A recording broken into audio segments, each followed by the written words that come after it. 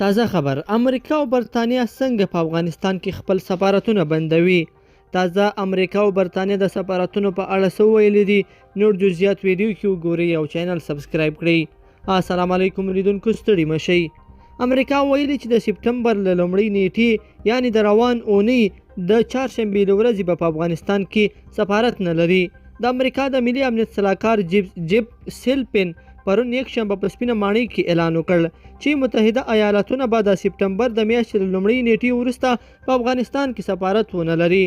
له بلې خوا برتانیا وایي چې په کابل کې به د دغه هیواد سفارت خپل فعالیت نور له قطر څخه پر مخ بیایي. پرون یکشنبه د برتانیا له لوري د افغانستانه د خلکو د ایستلو وروستۍ الوتکه د کابل له هوایي ډګر څخه والوته. د برتانیا صدر اعظم بوریس جانسن په یو ویډیوي پیغام کې وویل چې له افغانستانه د برتانیا سفیر، ټول ډیپلوماتان او سرتیري ووتل. ده وویل چې برتانیا له افغانستانه نږدې 12,000 تنه وویستل، خو لا هم د ایستلو یا تخلیې ماموریت بشپړ شوی نه دی. د افغانستان لپاره د برتانیې سفیر لوري بریسټو به نور د کابل پر ځای په دوحه کې دیروي چې د طالبانو سیاسي دفتر هم همالته دی. له افغانستان څخه د لویدیځو هیوادونو د سفارتونو له وتلو سره دا احتمال ډیریږي چې دا هیواد له افغانستان سره مرستې هم بندې کړي.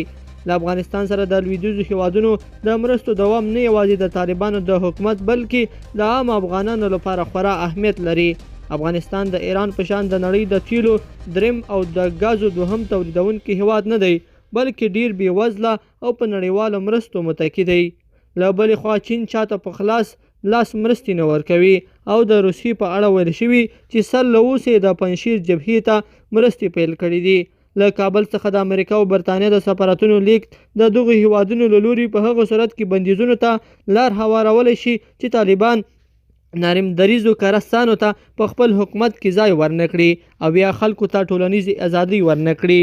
لیدونکو په دې هیله چې دا مطلب به مو تر پایه لیدلی وي. که مو دا ویډیو خوښه شوې ویډیو لایک کړئ د سره او چینل سبسکرایب کړئ. تر بیا ښه وخت.